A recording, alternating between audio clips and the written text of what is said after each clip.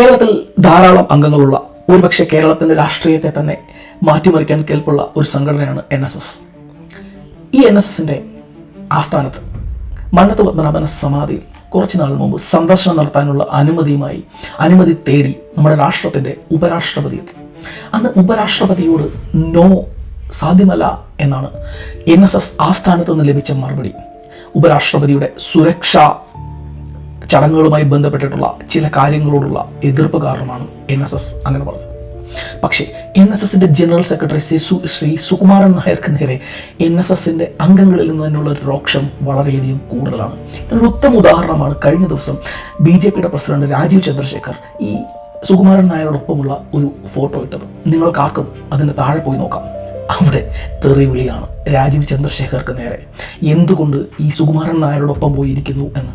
മിക്കവരും നായർ ജാതിമാരുള്ളവർ ആണ് സോഷ്യൽ മീഡിയയിൽ. അതായത് സുകുമാരൻ നായർ നേരിടുന്നത് NSS അംഗങ്ങളിൽ നിന്ന് തന്നെ വലിയ രീതിയിലുള്ള പ്രതിഷേധമാണ്. പക്ഷേ എന്തുകൊണ്ട് ഇവരാര് വിചാരിച്ചാലും സുകുമാരൻ നായരെ ഈ സംഘടനയുടെ തലപ്പത്ത് അത് പുറത്താക്കാൻ സാധിക്കില്ല. ഇവരെന്നല്ല ആര് വിചാരിച്ചാലും നിലവിൽ സുകുമാരൻ നായരെ എന്നല്ല സംഘടനയുടെ തലപ്പത്തിരിക്കുന്ന കുറച്ച് ആളുകളെ പുറത്താക്കുക അസാധ്യമാണ്. എന്തുകൊണ്ടല്ലേ? ഇത് മനസ്സിലാക്കാൻ ഒരു സിമ്പിൾ ചോദ്യം. ഈ നായർ സമുദായ അംഗങ്ങളിൽ എത്ര പേർ NSSൻ്റെ ഇലക്ഷനിൽ, അതിൻ്റെ ജനറൽ സെക്രട്ടറി തിരഞ്ഞെടുക്കുന്ന ഇലക്ഷനിൽ വോട്ട് ചെയ്തിട്ടുണ്ടാവും? ആരും തന്നെയില്ല. അതാണ് സത്യം. കാരണം NSS നിങ്ങളാരും കരുതുന്നത് പോലെ ഒരു സംഘടനയോ അല്ലെങ്കിൽ അഭിപ്രായ സ്വാതന്ത്ര്യമുള്ള ജനാധിപത്യ മൂല്യങ്ങൾക്ക് വലിയ പിന്തുണയുള്ള, വലിയ വാല്യമുള്ള സംഘടനയല്ല. അതൊരു പ്രൈവറ്റ് ലിമിറ്റഡ് കമ്പനിയാണ്. ഇതാണ് സത്യം. അതായത് യാതൊരു ജനാധിപത്യ സ്വഭാവവുമില്ലാതെ ചുരുക്കം ചില ആളുകൾക്ക് എങ്ങനെ വേണമെങ്കിലും കാര്യങ്ങൾ തീരുമാനിക്കാവുന്ന, അതിൽ ആരൊക്കെ അതിൻ്റെ ഡയറക്ടർ ബോർഡിൽ എത്തണം എന്ന് തീരുമാനിക്കാവുന്ന, പൂർണ്ണമായും അടച്ചുവെച്ച ക്ലോസുകളുള്ള ഒരു സംഘടനയാണ് NSS. 1914 മന്നത്ത് പത്മനാഭൻ ഉൾപ്പെടെ 14 ആളുകൾ ചേർന്നാണ് ഈ സംഘടന ആരംഭിച്ചത്. സ്കൂളുകൾ, കോളേജുകൾ, സാമൂഹ്യ പരിഷ്കരണങ്ങൾ, സംഘടനാ ശക്തി ഉപയോഗിച്ച് ആ NSS ഒരു സമുദായത്തെ ആധുനിക കേരളത്തിലെ ഒരു നിർണായക ശക്തിയാക്കി മാറ്റി. 1924 വൈക്കം സത്യാഗ്രഹത്തിൽ മന്നം സവർണ ജാഥ നയിച്ചു, അവർണർക്ക് ക്ഷേത്രത്തിൽ പ്രവേശനം ലഭിക്കുന്നതിന് വേണ്ടി. 1959 വിമോചന സമരത്തിൽ NSSന് ലക്ഷക്കണക്കിന് ആളുകളെ തെരുവിലിറക്കാൻ സാധിച്ചു. കേരളത്തിലെ ഒരു സർക്കാരിനെ തന്നെ താഴെ ഇറക്കാൻ ശേഷിയുള്ള ഒരു പ്രസ്ഥാനമായി NSS അങ്ങനെ മാറി. ആരാണ് NSS അംഗങ്ങൾ? കരയോഗത്തിലെ പ്രവർത്തകർ, കുടുംബങ്ങൾ, അധ്യാപകർ, വിദ്യാർത്ഥികൾ, സാധാരണ സമുദായ അംഗങ്ങൾ, ഇവരൊക്കെയാണ് NSSൻ്റെ അംഗങ്ങൾ. പക്ഷേ ഇതിൻ്റെ ശക്തി ആ ഒരു പരമ അവസ്ഥയിലെത്തിയ കാലത്ത് തന്നെ അതിൻ്റെ സംഘടനയുടെ ആഭ്യന്തര ഘടന ഇവർ മാറ്റിമറിച്ചു. NSSൻ്റെ ഭരണ സമുദായത്തിന് 3 നിലകളുണ്ട്. ആദ്യത്തേത് ഇവരുടെ കരയോഗങ്ങളാണ്. കേരളത്തിലുടനീളം 5000-ലധികം കരയോഗങ്ങൾ NSSനുണ്ട് എന്നാണ് പറയപ്പെടുന്നത്. നിങ്ങൾ ഈ കരയോഗത്തിലൊരു സ്ഥിരാംഗമാണെങ്കിൽ കരയോഗത്തിൻ്റെ പ്രാദേശിക കമ്മിറ്റിയെ തിരഞ്ഞെടുക്കാൻ നിങ്ങൾക്ക് വോട്ട് ചെയ്യാം. പ്രാദേശിക ക്ഷേത്രം, വിദ്യാഭ്യാസ സഹായം, കുടുംബ പ്രശ്നങ്ങൾ, അങ്ങനെ ഇവിടെയുള്ള ചില ചെറിയ കാര്യങ്ങളിൽ നിങ്ങൾക്ക് അഭിപ്രായം പറയാൻ വോട്ട് രേഖപ്പെടുത്താം. പക്ഷേ നിങ്ങളുടെ വോട്ട് ഇവിടെ അവസാനിക്കുന്നു. നിങ്ങൾക്ക് NSSൻ്റെ പ്രസിഡന്റിനെ തിരഞ്ഞെടുക്കാനാവില്ല, ഡയറക്ടർ ബോർഡിനെ തിരഞ്ഞെടുക്കാനാവില്ല, ജനറൽ സെക്രട്ടറി തിരഞ്ഞെടുക്കാനാവില്ല. ഇനി രണ്ടാമത്തെ നിലയ്ക്കുള്ളത് താലൂക്ക് യൂണിയനുകളാണ്. ഏകദേശം 58 താലൂക്ക് യൂണിയനുകളാണ് NSSനുള്ളത്. അവിടെയുള്ള പ്രത്യേക ഇലക്ട്രൽ റോളിൽ നിന്നാണ് കേന്ദ്രത്തിലേക്കുള്ള പ്രതിനിധികളെ തിരഞ്ഞെടുക്കുന്നത്. ഇനി മൂന്നാമത്തേത് പെരുന്നയിലെ പ്രതിനിധി സഭയാണ്. ലക്ഷക്കണക്കിന് അംഗങ്ങളുടെ മുഴുവൻ അധികാരവും എത്തുന്നത് ഈ സഭയിലാണ്. ഇതിൻ്റെ പരമാവധി സംഖ്യ എത്രയാണെന്നറിയാമോ? 300. ഈ NSSൻ്റെ ആർട്ടിക്കിൾസ് ഓഫ് അസോസിയേഷനിലെ ക്ലോസ് പ്രകാരം 300 അംഗങ്ങളിൽ കവിയാൻ പാടില്ല ഇതിൻ്റെ മുഴുവൻ പ്രതിനിധി സഭയിലെ അംഗങ്ങളുടെ എണ്ണം. ഇതാണ് ജനറൽ സെക്രട്ടറിയുടെ അധികാരത്തിൻ്റെ ഏറ്റവും പ്രധാന രഹസ്യം. നാളെ 100,000 പുതിയ അംഗങ്ങൾ NSSൽ ചേർന്നു എന്ന് കരുതുക. അത് സാധ്യം, എനിക്ക് തോന്നുന്നില്ല സാധ്യമാണ് എങ്കിലും ഒരു ഹൈപ്പോത്തസിസ്, ചേർന്നു എന്ന് കരുതുക. പ്രതിനിധി സഭയിൽ പുതിയ സീറ്റുകൾ ഉണ്ടാകുമോ? ഇല്ല. പകരം ഒരു പ്രതിനിധിയെ തിരഞ്ഞെടുക്കാൻ ആവശ്യമായ അംഗങ്ങളുടെ അനുപാതം മാറും. അംഗങ്ങളുടെ എണ്ണം കൂടും, പക്ഷേ വോട്ടുകളുടെ എണ്ണം കൂടില്ല. അതായത് പുതിയ അംഗങ്ങളെ കൂട്ടത്തോടെ ചേർത്ത് നിലവിലെ നേതൃത്വത്തിനെതിരെ വിപ്ലവം നടത്താം എന്നുള്ള മോഹം ആദ്യമേ തന്നെ നമ്മൾ മാറ്റിവെച്ചിരിക്കണം. നിങ്ങൾ 100,000 ആളുകളെ ചേർത്താലും അധികാരത്തിൻ്റെ ഈ ഘടനയിൽ ഒരു അധികം വോട്ട് പോലും നിങ്ങൾക്ക് ആഡ് ചെയ്യാൻ സാധിക്കില്ല. ഈ 300 പേരിൽ ഏകദേശം 27 മുതൽ 30 വരെയുള്ള ആളുകളെയാണ് ഡയറക്ടർ ബോർഡായി തിരഞ്ഞെടുക്കുന്നത്. ആ ഡയറക്ടർ ബോർഡാണ് ജനറൽ സെക്രട്ടറി തിരഞ്ഞെടുക്കുന്നത്. അതായത് ലക്ഷക്കണക്കിന് അംഗങ്ങളുള്ള സംഘടനയുടെ ഏറ്റവും ശക്തമായ ഈ പദവിയെ തീരുമാനിക്കുന്ന യഥാർത്ഥ ആളുകൾ ഈ 30 ആളുകളാണ്. ഇനി ഒരു വേള നിങ്ങൾക്ക് സുകുമാരൻ നായരോടും മറ്റ് ജനറൽ സെക്രട്ടറിമാരോടും അവരുടെ പ്രവർത്തന രീതിയോടും നിങ്ങൾക്ക് എതിർപ്പാണ് എന്ന് കരുതുക. നിങ്ങൾക്ക് വിമർശനമുണ്ട്. നിങ്ങൾ ജനറൽ സെക്രട്ടറിയെ മാറ്റാൻ തീരുമാനിച്ചു എന്ന് കരുതുക. അങ്ങനെയാണെങ്കിൽ ആദ്യഘട്ടം നിങ്ങൾക്ക് ഈ 300 അംഗ പ്രതിനിധി സഭയിൽ ഭൂരിപക്ഷം കിട്ടുക എന്നതാണ്. അതാണ് ആദ്യത്തെ ചലഞ്ച്. ഇതിലെ എല്ലാ സീറ്റുകളും എല്ലാ വർഷവും തിരഞ്ഞെടുപ്പിന് വരില്ല. ഏകദേശം 1/3 അംഗങ്ങൾ മാത്രമാണ് ഓരോ വർഷവും വിരമിക്കുന്നത്.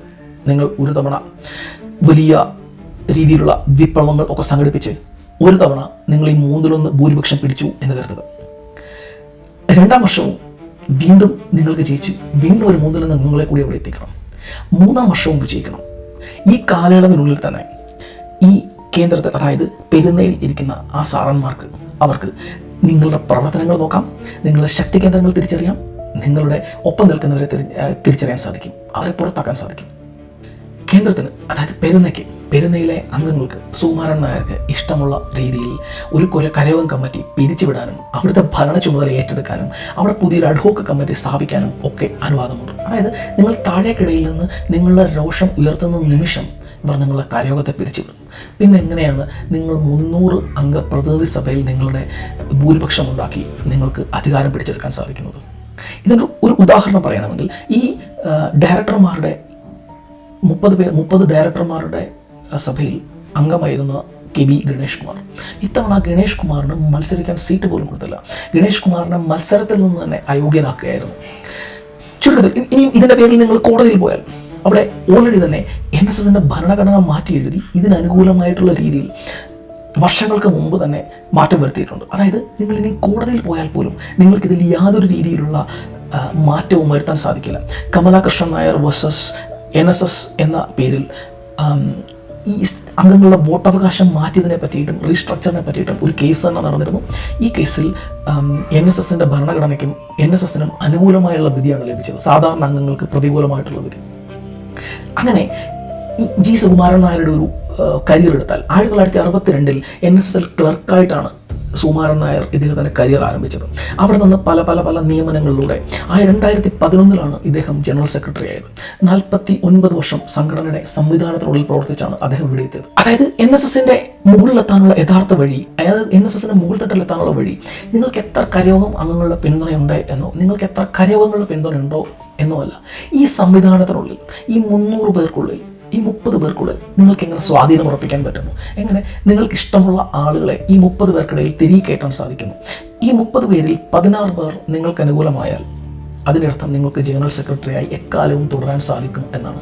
ഈ 16 പേരിൽ തന്നെ ഈ 300 പേരിൽ 150 ആളുകളുടെ പിന്തുണ പോലും വേണ്ട നിങ്ങൾക്ക് നിങ്ങളുടെ 16 അംഗങ്ങളെ തിരഞ്ഞെടുക്കാൻ. എല്ലാ കാര്യങ്ങൾക്കുമുള്ള അവസാന വാക്കാണ് NSSന്റെ ജനറൽ സെക്രട്ടറി. ആ തിരഞ്ഞെടുപ്പ് തന്നെ ഏത് രീതിയിൽ നോക്കിക്കഴിഞ്ഞാലും ജനാധിപത്യത്തിനോ അല്ലെങ്കിൽ കരയോഗത്തിനോ മന്നത്ത് പത്മനാഭന്റെ ലെഗസിക്കോ യാതൊരു രീതിയിലും ചേരാത്ത ഒന്നാണ്.